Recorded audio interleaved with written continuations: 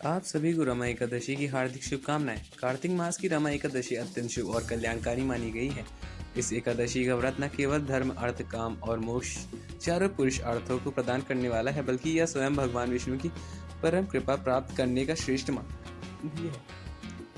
जब कार्तिकेय जी ने अपने पिता भगवान महादेव से यह प्रश्न किया कि कलयुग में मनुष्य कैसा भगवान विष्णु की कृपा और मोक्ष प्राप्त कर सकते हैं, तब भगवान शिव ने उन्हें एकादशी जागरण के दिव्य महत्व बताए। भगवान शंकर ने कहा, हे कार्तिकेय, जो मनुष्य कलयुग में एकादशी की रात में जागरण करता है और उस समय वैष्णव शास्त्रों का पाठ करता है, उसके कोटि जन्मों के संचारी चारों प्रकार से पाप, मनसा, वचा और क्रमणा दुर्जने नष्ट हो जाते हैं। जो एकादशी के दिन वैष्णव शास्त्रों का उपदेश करते हैं, वह उत्सव में मेरा परम भक्त कहलाता है। जो व्यक्ति एकादशी की रात्रि में जागरण करते हुए निद्रा को त्याग देता है, नाचता और गाता हुआ भगवान का स्मरण करता है, वह मेरा अत्यंत प्रिय भक्त होगा।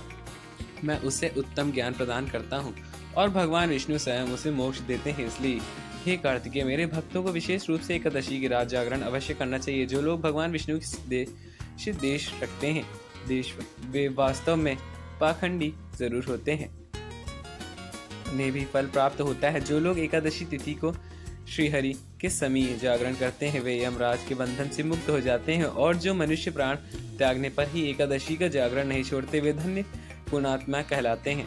जिनके वंश में एक भी व्यक्ति एकादशी की रात जागरण करता है, वह कुल वात्सव में पवित्र और धन्य हो जाता है।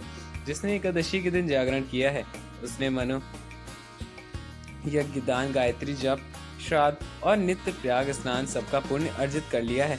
उसने सन्यासियों के समान फल मिलता है और उसे सभी इष्टपूर्त कम कर्में और सिद्ध हो जाती हैं। जो भक्त सदैव एकादशी की रात ऋषियों द्वारा रचित दिव्य स्तोत्र, श्रीदेव, यजुर्वेद, समदेव और वैष्णव मंत्र, संस्कृत एवं अन्य श्लोक। हे कार्तिकेय, जो भक्त भगवान विष्णु के समीप वैष्णव के बीच में श्रम दग्धता और श्री विष्णु सहस्र नाम का पाठ करता है, वह उस परम धाम को प्राप्त होता है जहाँ साक्षात भगवान नारायण निवास करते हैं। जो भक्त श्री हरि के समक्ष जागरण करते हुए दीपक जलाते हैं, उनका पुण्य 100 कल्पों में भी नष्ट होता है। जो व्यक्ति भाव से तुलसी दल और मंजरी से भगवान का पूजन करते हैं, वे पुनः इस संसार में जन्म नहीं लेते। जागरण काल में यदि कोई स्नान, चंदन, धूप, दीप, नैवेद्य, तंबूल भगवान को समर्पित करता है, तो उससे उसे अक्षय पुण्य प्राप्त होता है। इसलिए हे कार्तिकेय, जो मेरा ध्यान करना चाहता है, वह एकादशी की रात्रि श्री हरि के समक्ष भक्ति भाव से जागरण करेगा। एकादशी के दिन जो लोग जागरण करते हैं, उनके शरीर में इंद्रादि देवता आकर निवास करते हैं। सनातन धर्म में कोई भी व्रत कथा श्रवण बिना पूर्ण नहीं होता है। इसलिए भक्तों, इसकी कथा श्रद्धा की अवश्य सुननी चाहिए। प्रिय श्रोताओं, अब हम सब मिलकर भगवान श्री लक्ष्मी नारायण का ध्यान करते हुए रमा एकादशी की कथा श्रवण करते हैं। जो प्राप्त पुण्य को प्रभु के चरणों में अर्पित करते हैं। ओम नमो नारायण। भक्तों, आपसे विनम्र निवेदन है कि जब श्राद्ध सुनते समय वीडियो को लाइक करके चैनल सब्सक्राइब जरूर कर लेना। महाभारत काल में एक ऐसा समय धर्मराज युधिष्ठिर ने बड़े विनम्र भाव से भगवान श्री कृष्ण से कहा, हे कृष्ण, हे जगपालक, कृपा करके यह बताइए कि कार्तिक कृष्ण पक्ष की एकादशी का क्या नाम है, उसकी विधि क्या है और उस व्रत को करने से मनुष्य को कौन सा फल प्राप्त होता है। भगवान श्री कृष्ण मुस्कुराए और अत्यंत मधुर स्वर में बोले, हे राजन, ध्यान पूर्वक सुनो। इस एकादशी का नाम रमा एकादशी होता है। यह महान पुण्यदायिनी में समस्त पापों का नाश करने वाली है। इसके पालन से मनुष्य को न केवल सांसारिक सुख मिलता है, बल्कि उसे मोक्ष की प्राप्ति होती है। अब मैं तुम्हारे इसका अद्भुत महात्म्य सुनाता हूँ। बहुत समय पूर्व की बात है, जब पृथ्वी पर मुक्षंद का नाम का एक प्रतापी और धर्म राजा राज्य करता था। वह देवों में परम भक्त था और स्वयं इंद्र कुबेर को स्नेह देता था। राजा भगवान विष्णु का परम उपासक था, जो अपने राज्य में सदैव न्याय, सत्य और धर्म की स्थापना करता था। उसके राज्य में कोई दुखी, दरिद्र, पापी नहीं था। उस राजा की एक अति ध्रुवपति, संस्कारी और धर्मप्रद कन्या भी थी, जिसका नाम चंद्रभागा था। चंद्रभागा का विवाह चंद्रेशन के पुत्र शोभन नामक युवक से हुआ था। शोभन सौम्य, विनम्र और सुशील था, किंतु उसका शरीर अत्यंत दुर्बल था। वह विवाह के बाद अपनी पत्नी चंद्रप्रभा के साथ ससुराल आया। उसी समय कार्तिक मास की पूर्णी यानी रमा एकादशी आने वाली थी। जब एकादशी का दिन समीप आया तो राजा मुखचंद ने अपने पूरे राज के ढोल बजवाकर घोषणा कराई, सुनो सुनो, मेरे राज्य में कोई भी प्राणी, चाहे वह मनुष्य हो या चाहे पशु, एकादशी के दिन भोजन नहीं करेगा। जो यह इस आज्ञा का उल्लंघन करेगा वह राजद्रोही माना जाएगा। इस आदेश के बाद राजा के प्रत्येक नागरिक नियम पूर्वक एकादशी व्रत की तैयारी प्रारंभ कर दी। चंद्रभागा के मन में अपने दुर्बल पति के शोभन के लिए बड़ी चिंता उत्पन्न हुई। उसने मन ही मन सोचा कि हाय, मेरे पति तो बहुत कमजोर है, न जाने वे कठोर व्रत कैसे निभा पाएंगे। उसी समय शोभन से चिंतित होकर अपने पत्नी से कहा, हे प्रिय चंद्रभागु, तुम्हारे पिता का यह नियम अत्यंत कठोर है। मैं भूख और प्यास सहन नहीं कर पाऊंगा। कृपया कोई ऐसा उपाय बताओ जिससे मेरे प्राण बच सके, क्योंकि यदि मैंने उपवास किया तो मेरे प्राण निकल जाएंगे। यह सुनकर धर्मनिष्ठा से युक्त चंद्रभागा ने धीरे धीरे कहा, हे स्वामी, मेरे पिता के राज्य में कोई भी प्राणी, यहाँ तक कि हाथी, घोड़े, गाय, बिल्ली, पक्षी एकादशी के दिन अन्न, जल या सेवन नहीं करते। सबके लिए एक नियम समान है। यदि आप भोजन करना चाहते हैं तो आपको इस राज्य से बाहर जाना होगा, क्योंकि यहाँ कोई के नियम का उल्लंघन नहीं कर सकता। यदि आप नहीं रहना चाहते तो आप मत रहिए, तो आप व्रत का पालन करना ही नहीं होगा। यह सुनकर शोभन ने अपनी पत्नी की ओर प्रेम पूर्वक देखा और बोले, हे प्रिय, अब जो भाग्य होगा वही घटेगा। मैं इस पवित्र एकादशी का व्रत अवश्य करूंगा। यदि भगवान विष्णु की कृपा हुई तो मेरे प्राण सुरक्षित रहेंगे। इतना कहकर शोभन ने दृढ़ निश्चय किया कि यह एकादशी व्रत के नियम पूर्वक करेगा। दशमी के दिन उसने यथाशक्ति नियम का पालन किया और एकादशी आने पर उसने उपवास धारण कर लिया, किंतु उसका शरीर दुर्बल था। भूख और प्यास से वह बहुत पीड़ित हुआ करता था, परंतु अपने संकल्प पर अड़िग रहा। उसने शरीर हरि का ध्यान किया, रात्रि में जागरण किया और भगवान विष्णु के नामों से कीर्तन सुना। प्रातःकाल होते होते उसकी देह शक्ति न रहने पर वह धरती से गिर पड़ता था, परंतु की प्राप्ति हो गई। उसके बाद भगवान विष्णु की असीम कृपा से शोभन एक दिव्य शरीर धारण कर स्वर्ग लोक पहुंचा। वहां उसके लिए एक स्वर्ग में नगर की रचना हुई, जहां रत्न जटिल महल और सुरक्षित उल्लंघन स्वर्णिम आसन थे। समय बीतने के बाद एक दिन चंद्रभागा के पति मुखचंद अपने कर्मों के फल स्वरूप स्वर्गलोक आ पहुंचे। वहां उन्होंने दिव्य शोभन देखा। उन्होंने पूछा, वात्सव, क्या तुम वही शोभन हो जो मेरी कन्या का पति था?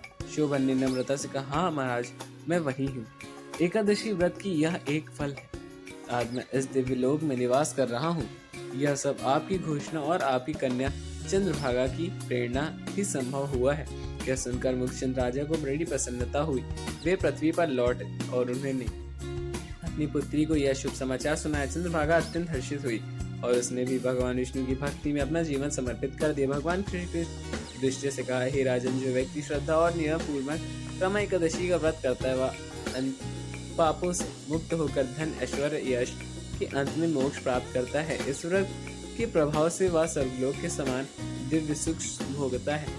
इस प्रकार यह रमा एकादशी समस्त एकादशी में श्रेष्ठ मानी जाती है। जो भक्त इस कथा को ध्यान श्रद्धा पूर्वक सुनता था और सुनाता था, वह भी महान पुण्य का भागी बनकर भगवान विष्णु के परम धाम को प्राप्त कर चुका है। जय श्री हरि, जय रमा एकादशी। आगे श्री कृष्ण कहते हैं, राजन, यह मैंने एकादशी का महात्म ये कहा है कि जो मनुष्य इस व्रत को करते हैं उनके ब्रह्मा हत्या आदि नष्ट हो जाती है। भक्तों, आइए अब आप सभी को मनोकामना को पूर्ण करने वाली कार्तिक मास के आने वाली इस एकादशी एक और कथा को भी सुनते हैं। भक्तों, अब हम सुनेंगे कार्तिक मास की बूढ़ी माई और श्री कृष्ण की कथा। कार्तिक मास में सभी स्त्रियां तुलसी जी को जल से सींचने जाया करती थी।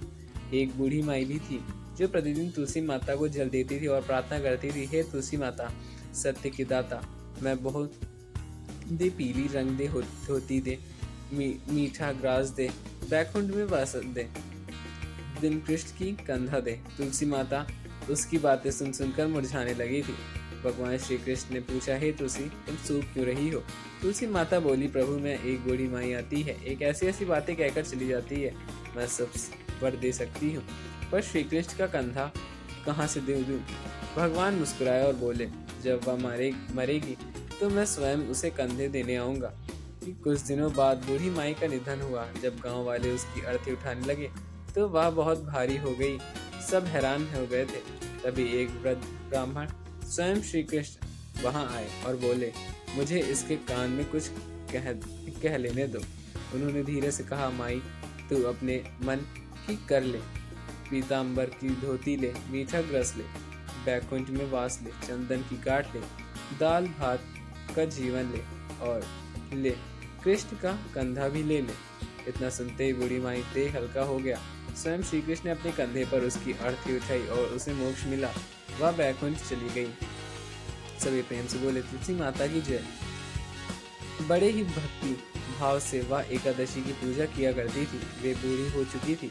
उन्होंने व्रतवशा में कोई भी ऐसी वस्तु नहीं चाहिए थी। वे एकादशी का उपवास रखती थी, क्योंकि एकादशी का उपवास रखने से श्री कृष्ण से सब कुछ मिल जाता था। वे बूढ़ी माँ तो अपने बच्चों के लिए, अपने परिवार की सुख सुविधा के लिए इतना कठिन व्रत रखती थी। वे दिन भर तो बड़ा कठिन मन करके और अपनी प्यास को किसी तरह से रोके तो रहती थी, क्योंकि एकादशी के व्रत में जो जल एक बूंद भी ग्रहण नहीं कर सकता, एकादशी को ही जल पीकर वह अपने व्रत का पारण किया करती थी। दिन भर उन्होंने किसी प्रकार अपने मन से संयमित रखा। पूजा पाठ की व्रत कथा तो आराम से मिट्टी के एक पात्र में भरकर अपनी पानी मौसमी फलदान दिए, दोना भरकर शक्कर में वितरित किया। उनमें से गर्मी के कारण बड़ी बेचैनी हो रही थी। एक तो निहार और निर्जल रहकर उपवास रखा था, और ऊपर से प्यास भी अधिक सहता रही थी। इस कारण उन्होंने सोचा कि चलो पानी बैठो तो शायद थोड़ी शांति मिले। यह सोचकर वह पानी में बैठ रही थी कि पानी से बार बार कुल्ला करती थी और मुंह हाथ धोती रही थी। तब कहीं जाकर उन्हें थोड़ा बहुत चैन मिला। एक तो धूप तेज बहुत पड़ रही थी, इस कारण बार बार बूढ़ी माँ का मुंह खुल जा रहा था। बूढ़ी माँ बड़ी बेचैन हो रही थी। तो एक बुढ़ापा, दूसरा यह भयंकर गर्मी। बुढ़ापे की स्थिति ही कुछ ऐसी होती है, बड़ी मुश्किल धीरज बन पाता है। अब किसी प्रकार से रो धोकर दिन कट पाया। बूढ़ी माँ के सामने पहाड़ सी लंबी रात थी, जिसका कट पाना बहुत ही मुश्किल था। अंदर शांति तो मिल रही थी न बाहर। वे पड़ी एकादशी माता को याद करती रही और मन में कहती रही कि हे माता, मैं आप मेरी लाज रखिए, आप ही मुझे शक्ति दीजिए ताकि मैं भली भांति आपका व्रत कर सकूं। प्यास के कारण बूढ़ी माँ ने बेचैनी तो वो बढ़ रही थी। उन्होंने धैर्य रखने का बहुत प्रयास किया, लेकिन आखिरकार उन्हें सहनशीलता की सीमा टूट गई और वे घबराकर प्यास के मारे एकदम चिल्ला पड़ी, बचाओ बचाओ। बूढ़ी माँ का चिल्लाना सुनकर उनके परिवार के सभी सदस्य उनके आसपास इकट्ठा हो गए और बूढ़ी माँ की चारपाई के पास पहुंच गए। सब बोले, अम्मा जी क्या हुआ, आप क्यों चिल रही हैं? तो इस बुढ़ापे में इतना कठिन व्रत क्यों कर रही हो? अम्मा जी, अगर शरीर में ताकत है तभी लोग भक्ति हो पाएगी, आप पानी पी लीजिए। बूढ़ी माँ अपने परिवार जनस बोली, मेरी तो प्यास की मारे प्राण ही निकल जा रहे हैं, जरा जल्दी से मेरी छाती पर ठंडे पानी का घड़ा रख दो। नातिन ने दौड़कर दादी की छाती पर ठंडे पानी का बर्तन रख दिया। तब कहीं जाकर उन्हें थोड़ा बहुत सुकून मिला, और जब सुकून मिला तो थोड़ी देर के लिए उन्होंने अपनी आंखें बंद कर ली। इधर एकादशी का सोचने लगी कि या तो बूढ़ी माँ लेकिन बड़े नियम से मेरा व्रत करती है, चलकर इनकी परीक्षा लेनी चाहिए। ऐसा विचार करके एकादशी माता आधी रात को मुर्गा बनकर उकड़ुक को करने लगी। मुर्गी की आवाज़ सुनकर बूढ़ी माँ जल्दी से उठी और बाहर जाकर आसमान की ओर निहारा, लेकिन आसमान में तो कहीं भी सुबह का तारा दिखाई नहीं दे रहा था। वह सोचने लगी कि फिर यह मुर्गा क्यों बोल रहा है, कैसे बोल रहा है। एक तो उन्हें प्यास लग रही थी, अब थोड़ा बहुत उनका मन बेचैन होने लगा। आखिरकार उन्होंने यह दृढ़ निश्चय किया कि अब तो मैं इस व्रत को पूरा करके ही छोड़ूंगी, फिर चाहे व्रत पूरा हो या मेरे प्राण क्यों न निकले। मन में ऐसा पक्का निश्चय कर लिया। वापस चारपाई में आकर लेट गए। थोड़ी देर बाद एकादशी माता की फिर से परीक्षा लेने आए तो वहीं एक छोटी सी कन्या के रूप धार कर गिलास में मीठा पानी लेकर आई और उनके सिरहाने खड़ी हो गई और जोर से बोली, दादी जी सवेरा हो गया, अब हाथ मुंह धोकर शरबत पी लीजिए। पहले तो शरबत का भरा हुआ गिलास देखकर बूढ़ी माँ का मन ललचाने लगा। प्यास के मारे गला सूख रहा था, किंतु अचानक उन्हें याद आया कि उनका तो एकादशी उपवास का व्रत है। उन्होंने सोचा कि अभी तो मैं किसी भी तरह की यह शरबत नहीं पी सकती, और फिर वे चुपचाप वापस अपनी चारपाई पर लेट गए। जैसे ही उनकी आंख लगी तभी उन्हें एहसास हुआ कि मानो किसी ने पानी से भरे कुएं पटक दिया हो। उन्होंने अपना व्रत पालन करती रही। थोड़ी ही देर उन्हें ऐसा लगा कि मानो सामने आग जल रही हो। आग के कारण बड़ी भारी गर्मी लगने लगी। प्यास के मारे उनके प्राण निकलने लगे, लेकिन इतना सब होने के बाद भी बूढ़ी अम्मा ने पानी की एक बूंद भी नहीं पी। वे तो बस चारपाई पर बैठी रही, एकादशी माता का ध्यान करती रही। अब सवेरा होने में बस कुछ ही समय बाकी है।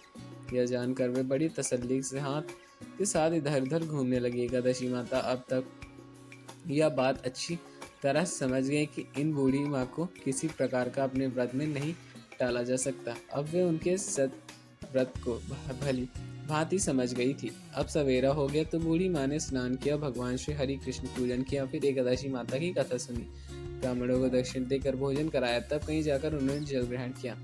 कन्याओं को भोजन कराने के बाद बूढ़ी अम्मा ने फिर स्वयं भोजन किया और उस श्रेष्ठ व्रत को प्रभाव से बूढ़ी अम्मा की आयु वृद्धि हो गई, उनकी आयु बढ़ गई। अब उनके घर में किसी भी चीज़ों की कोई अभाव नहीं रहता। उनका घर हर प्रकार के सुख साधनों से भर गया। नाती नातिन उनका घर भर गया और उसी दिन 12 महीने की एकादशी का व्रत करने लगी। एकादशी माता के व्रत की पुण्य प्राप्त इस संसार में हर प्रकार की सुख भोग कर वह बूढ़ी अम्मा अंत में भगवान श्री हरि धाम को चली गई। जैसे एकादशी माता ने उन बूढ़ी माँ को उनके परिवार से हरा भरा किया, वैसे ही एकादशी माता हम सभी को मनोकामनाएं पूर्ण करिएगा। मिलते हैं आपको अगली नई